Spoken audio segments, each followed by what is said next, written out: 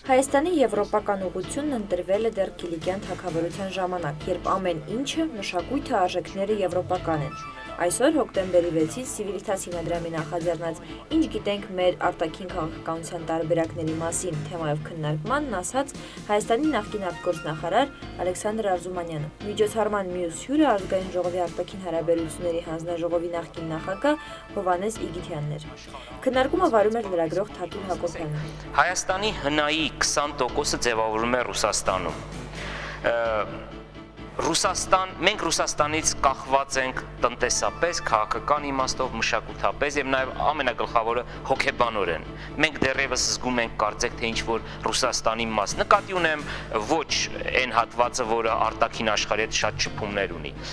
Եվ այս պայմաններում արդյոք չեք կարծում, որ այնուամենայնիվ մենք ճիշտ աշխատելու դեպքում կարող ենք այս ինտեգրացիոն գործընթացից որոշակի օգուտներ ստանալ։ Այսօր մեր քաղաքացիների 90%-ի գլուխները լվացվում են ռուսական առաջին եւ երկրորդ ալիքների նյութերով։ Այսօր մենք միացնում ենք ռուսական հերոստատեսություն եւ գիտենք, որ Ուկրաինայում սաղ ֆաշիստ են, նացիստ են, որոնք մարդ են մորթում եւ կան մի քանի ազնվացեղ ռուսախոս, որոնք պայքարում են իրենց իրավունքների համար։ Նման պրոպագանդայի ընթացքում ես վստահ եմ, եթե հիշեք 88 թվականը, երբ մեզ էքստրեմիստ ազգովի հռչակեցին, ամբողջ ժողովուրդը դուրս եկավ փողոց։ Ես իմանալով ռուսական այդ պրոպագանդիստական մեքենան վստահ եմ, այն պահին, որ մենք սկսենք Եվրամիության մասին խոսել, մեզ այնքան են զիբիլ եւ կեղտ թափելու մեր գլուխներին, որ ժողովուրդը ինքն է ցանկանալու բրծելու։ Եթե դուք հարց տաք, օրինակ, դուք ուզում եք գնաք աշխատանքի, ստանաք մի գումար, որը որ բավարարելու է ձեր ընտանիքին, կասեն այո։ Դուք կուզենաք, որ ոստիկանությունը կամ այլ ուժային մարմինները ձեզ հետ վարվեն օրենքի համաձայն, չանօրինականություն չունեն, կասեն այո։ Դուք կուզեք, որ ընտրությունները լինեն արդար եւ բոլորը հնարավոր։ Այո, եւ կստացվի, որ դուք ժողովրդի հետ միասին այդ հարցերով ստեղծեցիք եվրոպական մոդել։ Իսկ եթե հարցը տակ այն ձևով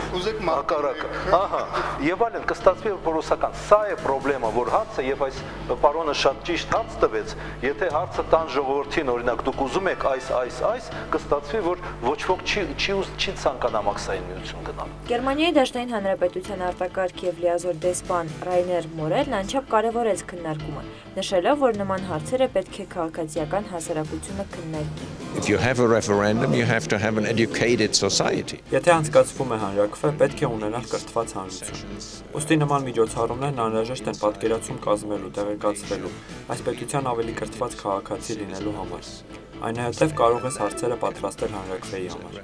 Այնպես որ կարծում սա շատ օգտակար է։ Իհարկե, բավական թարմացնող է լսել տարբեր տեսակետներ, որոնք ներկայացվում են ազատորեն, ներկայացվում են ոչ միայն կառավարության, այլև հանրության, բաց հասարակության համար։ Ըստ իս նման քննարկումներ կազմակերպելն անչափ կարևոր է։ Միգուցե կարելի է նաև հրավիրել կառավարամետ բանախոսներ։ Իհարկե, եթե համաձայն են գալ եւ ունենալ բանավեճ։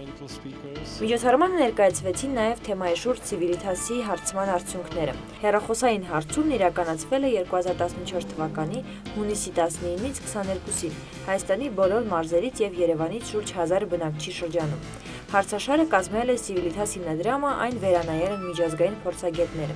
Ըստ հարցման, ընդհանուր առմամբ Հայաստանի բնակչությունը տեղյակ է եւ Եվրամիության եւ Մաքսային միության մասին։ Ավելի լավ տեղեկացված է Մաքսային միության անդամակցության գործընթացի մասին, որը տևել է ընդամենը մի քանի ամիս, քան Եվրամիության հետ ասոցացման համաձայնագրի բանակցություններին, որոնք տևել են 3 տարուց ավելի։